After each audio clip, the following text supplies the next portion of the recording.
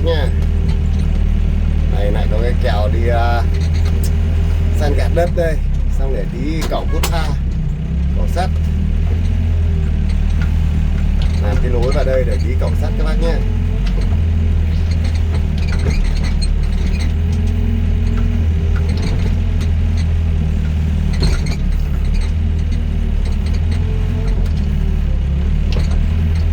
Chèo máy lên đống này, san nó ra.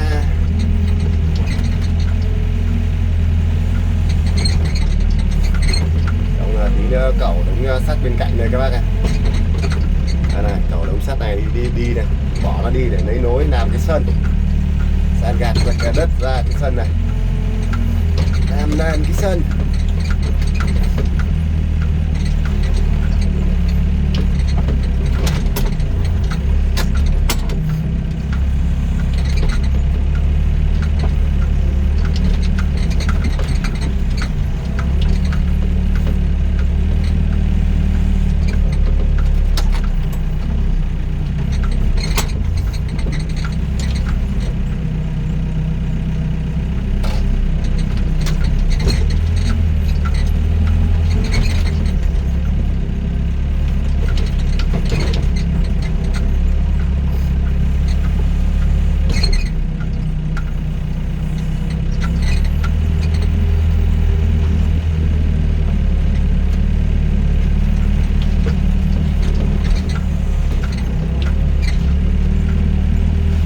Thời tiết hôm nay rất chi là đẹp nha các bác nha.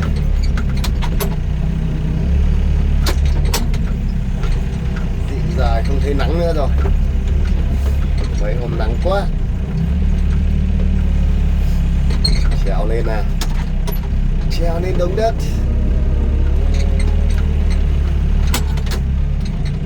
Nó ngóng đầu lên rồi.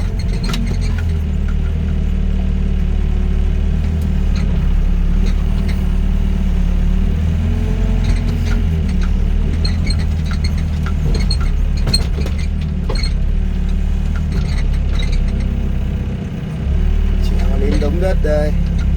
Đấy, có hòn đá to quá kìa. Xúc nó đổ vào đây, xúc chỗ này đổ sang chỗ kia, xúc chỗ kia đổ sang chỗ này.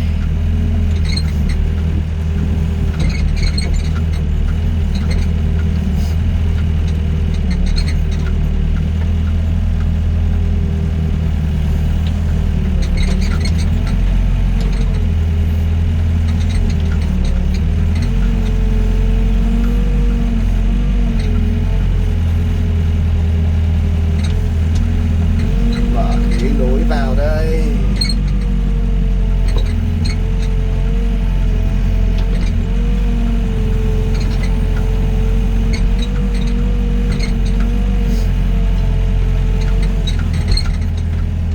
Tiếp tục trèo lên nào.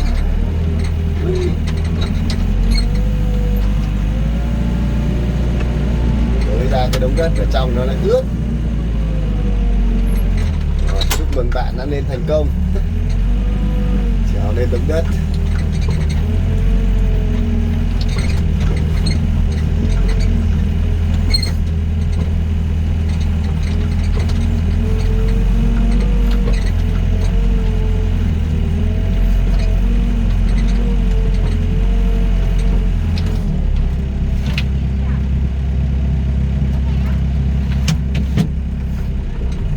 Sao á? Cậu tất cả ra cả anh.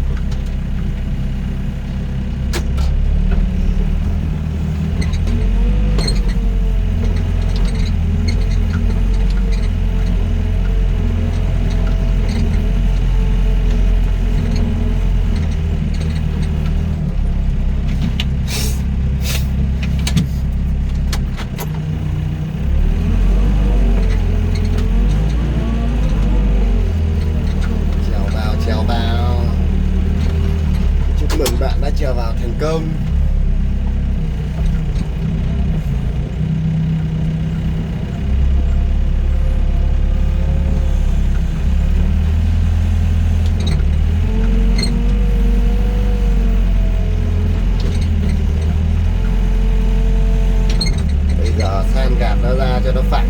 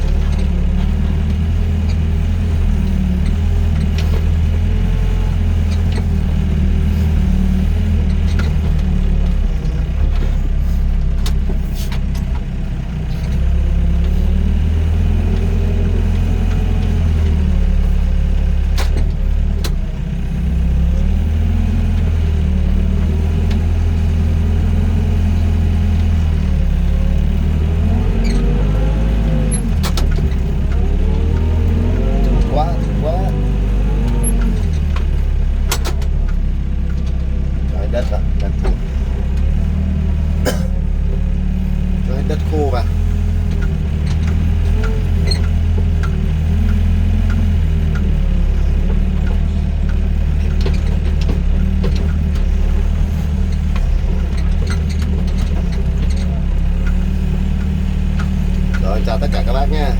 Em kết thúc video đây.